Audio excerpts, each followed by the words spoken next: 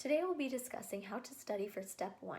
There's a Step 1 dedicated period, and dedicated period basically means where you are hardcore studying morning to night, if that's how you want to plan it. Dedicated period is usually, it could be between 8 and 10 weeks. Some people use 6 weeks, some people use 4 weeks to do that hardcore final studying, home run type of studying, making sure I remember everything and I've gone through everything type of studying. But during your non-dedicated period, meaning the time before that hardcore studying period, you're still studying hardcore, but it's not like, you know, if that makes sense. When should you start studying for the Step 1 exam? Ideally 6 months before your Step 1 exam. That gives you ample time, and you have to have a set study schedule. I'm going to keep it simple here. My math teacher in high school said to use the K.I.S.S principle. If you think you are stupid, which you are not, but if you think you are, and you like to keep things simple, you are overwhelmed by too many resources, and you just want to pass or get a good grade, follow the K.I.S.S principle. K.I.S.S principle. Keep it simple, stupid. I like the K.I.S.S principle. I like to keep things simple. Too many resources, it's just too much for me. And a lot of times you don't need many resources in order to do great on the Step 1 exam. You just need a select few, and you need to study them well. I will tell you a common practice that a lot of medical students use, that is UFAPS. Write it down on your board. UFAPS. Why am I telling you to write this down on your board? This represents the resources, the core resources that you might want to use for your Step 1 exam. There have been students who have studied these resources only and have gotten 270s on their Step 1 exams. It could work for you. So write it down on your board, because I don't want you to forget it. Most likely when you're in your second year of medical school, you're going to be hearing students talking about resources you've never even heard of. They'll even recommend them to you, say, hey, use Anki, use Firecracker, use blah, blah, blah, blah. You're probably going to get overwhelmed hearing these resources or trying these resources out your first time, and it could be quite confusing because you'll think, what are the main resources that I can use to pass the Step 1 exam and not have to use a million different resources? So on your board, write down UFAPS. And I'll tell you what UFAPS stands for. The U stands for UWorld. FA stands for first aid. P stands for Pathoma, and S stands for Sketchy. These are your core resources. Sketchy, if you've tried it and you don't like it and you feel like you don't need it, forget the S. Just UFAP. Keep that on your board your entire second year. I discussed some of these resources in a previous video, but I'm going to talk about them in context of how to use them to study for Step 1. Most of the studying happens in your second year, because in your first year, you're still beginning to learn about everything. You don't have knowledge on everything, so you can't exactly utilize these resources to the best of your ability. For example, Pathoma teaches you about pathology. But if you're not even learning pathology in your first year of medical school and you start watching Pathoma videos, yeah, it might help you get an idea and familiarize yourself with pathology, but I think it would be most useful to watch Pathoma videos while you're actually learning about pathology, because then you can put the two together and organize your notes in such a way that would be beneficial for you when you're coming towards your dedicated study period for Step 1. But if you do it too early on, then it might not be as beneficial. Plus, Pathoma could update also. For example, if you entered into medical school in 2018, you're studying Pathoma 2018. By the time it comes around for you to take the Step 1 exam in 2020, there's going to be a Pathoma version 2020, probably, right? So you want to study the most updated material you can so that you don't miss anything, is how I see it at least. Not that it makes that much of a difference, I don't think, but the more updated you are, the better. But what does matter in terms of updates is first aid. First aid, there can be a huge difference between first aid 2019 and first aid 2020. They could add information or edit information, and that's info that you need to know. So use the most up-to-date first aid book that you can. And I know this is hard because, for example, you're in your second year of medical school in 2019. So you're obviously going to use First Aid 2019 because that's the one that's available to you. But by the time your step 1 exam comes around, it'll be 2020 and there will be a First Aid 2020. What do? This is why some people recommend that instead of writing on your 2019 version of First Aid, type your notes on a Word document. Like the stuff that you want to add to your First Aid, type it on a Word document. So when you get First Aid 2020, you can either go about writing all those notes down on your physical copy of the First Aid 2020, or you could get an electronic version of First Aid 2020. So you could just copy and paste your notes from your Word document to your electronic First Aid 2020. That's the most updated. So you can read the updated version while looking at your notes and combining the two. Just a suggestion. So First Aid, definitely use the most updated version during your step studying. UWorld, like I said in a previous video, personally, I would have started UWorld mid-second year because there's so much information on UWorld. UWorld is basically a program that gives you a bunch of different multiple choice questions with these clinical vignettes, and it gives you explanations for each and every answer choice, and some of those explanations are quite detailed and might even have information that you've never even seen in your lecture material. So because it's new information, I think it's better to start that a little bit early so that you can take notes and memorize and understand the material thoroughly.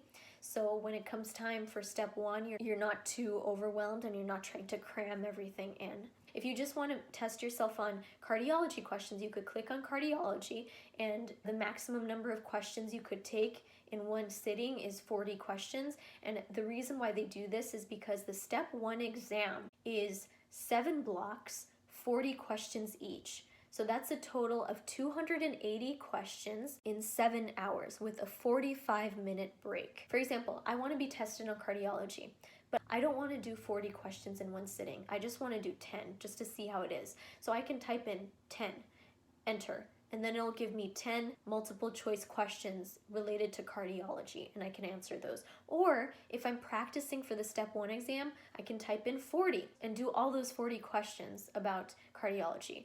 There are, I think, around 2,000 or 3,000 questions on UWorld. So start early so you can finish those questions. People recommend that you do 2 rounds of UWorld. Treat UWorld as a textbook, not as something to assess your knowledge, in the beginning at least, because like I said, it provides you with a lot of new information.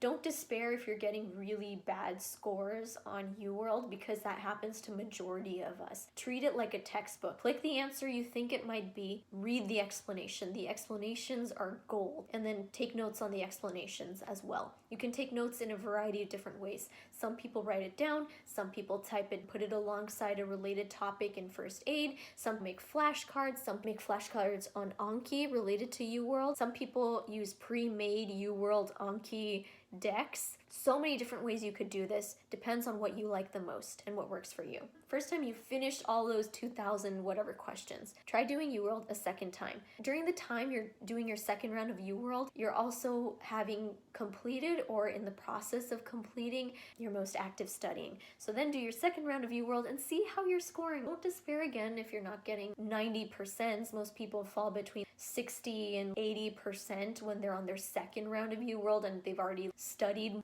most of the material already once. So UWorld, definitely try your best to do 2 passes. If you can only do 1.5, that's okay. I know people who've only completed half of UWorld and still done well on step 1, so don't despair.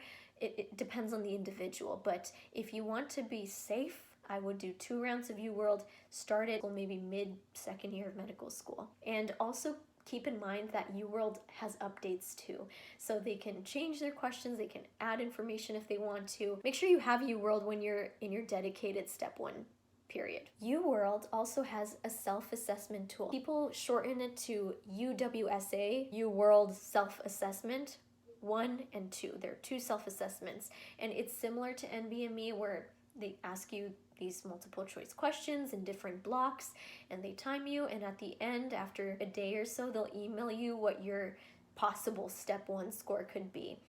First aid, there's some people who say everyone should do at least 2 passes of first aid, memorize first aid. It's hard to memorize everything, even if you're really great at memorizing. The thing is, if you understand the information well and you continue to go over it, repetition, repetition, repetition, and you've been doing that for your entire second year, or even from your first year medical school, depending on how you want to organize your study schedule, if you've been keeping up for a while now, don't stress too much on memorizing first aid, but at least familiarize yourself with the wording, because there are some key phrases that might pop up on step 1 exam that could lead you to the answer. And by this point in your step 1 dedicated period, you should be familiar with those phrases. Pathoma you should have been using when you first started learning about pathology in medical school. So alongside your pathology lectures in medical school, also watch Pathoma videos and take notes. Sketchy you should have been doing whenever you first started learning microbiology and pharmacology, if Sketchy works for you. And the thing with Sketchy and even all the information that you're learning, review it. And I know this is hard sometimes, especially when you're getting new information from lecture in your second year of medical school. You may not always feel like you have time to look back at first year medical school stuff or first aid and Pathoma and Sketchy and everything, but try to make a time where you can do that. For example, summer breaks or winter breaks, or maybe during the weekend if you find that you have some free time, just look over it. If you don't look at all the material that you've worked so hard taking notes on until your late second year of medical school, it might look foreign to you. Even though it was so easy for you to remember back then in your first year, now you're like, whoa, what did I write? This is so much info I have to relearn. So you don't want to get to that point, and I know how it feels when you do, and it's a terrible feeling because you did so well, you took all these great notes, and now you just don't remember. So you want to keep going over it as much as you can. Finally, NBMEs.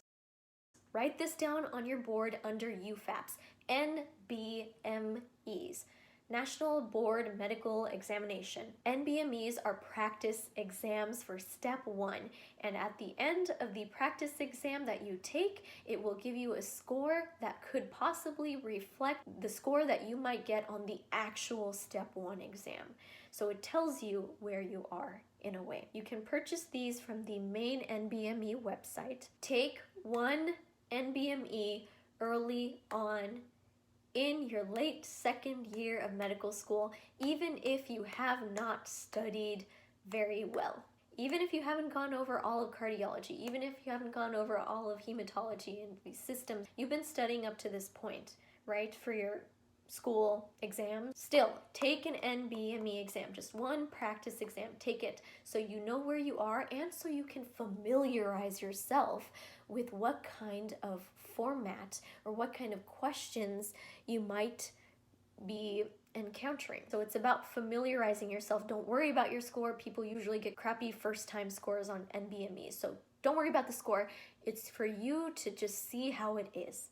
You have to have a good study schedule and stick to it. At least 6 to 9 months before your step 1 exam, start studying for it. While you are studying, also keep taking NBME practice exams to see how you have improved, where you are lacking, because the NBME exams also tell you which systems you didn't do as well in. If you got lower scores on microbiology, it'll show you that, hey, you're not doing so well in microbiology, but you're doing great on gastrointestinal system. So you know what you need to work on, and you can work on it, and you have enough time to do that too. Don't wait until your dedicated period to take the NBME practice exams. Do not do that. You want to see your progression as you go on. That's what the NBMEs should be used for, not just to familiarize yourself with how the step 1 exam could look like and the timing of everything, but also just where you are at as you are studying. Are you getting better scores? Are you getting worse scores? Are you doing better in the systems that you were previously not doing so well in? So take those NBME practice exams while you are studying for your step 1 exam. You may not get perfect scores, and that's okay because you are still in the process of studying.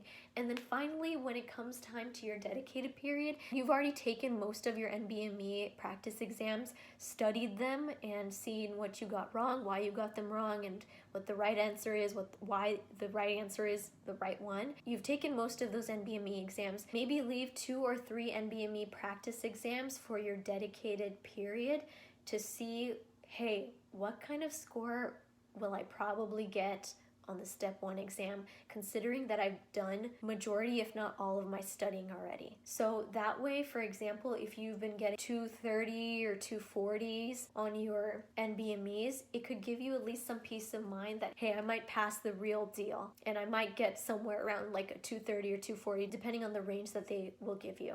And if you're not scoring so well during your dedicated period and you're seeing that you're not passing or not getting the score that you really feel like you need, then you can push your step 1 exam to a later date. But you'll only really know if you take those NBME practice exams to see where you are at. Now, there's no guarantee that if you get a certain score on the UWSA from UWorld or the NBME, that's definitely the score you will get. There's obviously some variation. It depends on how you're feeling during test day. Are you really stressed out? Is there a lot of noise in the room? Are the questions more difficult than you anticipated? Did you study well? All of those different factors can contribute to what your score will be. So don't think that just because you took one NBME a few weeks ago that's definitely the score you'll get, because there's obviously some variation involved. I know that was a lot. If you have any questions, feel free to let me know. Talk to students who have graduated, talk to students who are in semesters above you who've gone through the step 1 exam. Ask them questions, because they'll most likely give you pretty valuable advice on what to do, what not to do. But also keep in mind that what works for them may not work for you. But if you have that information ahead of time, you can try things out and see what works and what doesn't work, and then you can stick to what works. Also, during your step 1 study period, it can be really nerve-wracking and anxiety-inducing, and I know this firsthand. So make sure you have someone to talk to, especially a peer, because we're in this together. We're all studying for the same exam. And if you have someone you can vent to, talk to, eat lunch with, or Zoom with, or have a good time with and take a break with, it makes the process much more tolerable. Make sure you have that someone. And if you don't, try to make that someone. Get a tutor if you need to. Talk to a counselor, talk to a psychologist if you need to. If you know your anxiety is something that really holds you back from achieving your full potential, ask for help ahead of time, even if you're not having anxiety attacks. Talk to a psychologist ahead of time before you start studying for step 1 ideally, and just ask for general anxiety reducing techniques if you need to, or just talk to that professional so you have some advice and you know what you can use in case you do get really stressed out or anxious during step 1. But if you start early, that will be most beneficial, I think. And remember, repetition, repetition, repetition. Go over your notes as often as you can. Talk to your friends about it. Active learning is quite important, so do that to help you retain that information so you don't have to study hard during your step 1 study period. You just have to study smart from the beginning. Even if you feel like your peers are ahead of you in their step 1 studying and you feel like you're way behind, it is not too late. It is never too late to get started. So get started. You got this.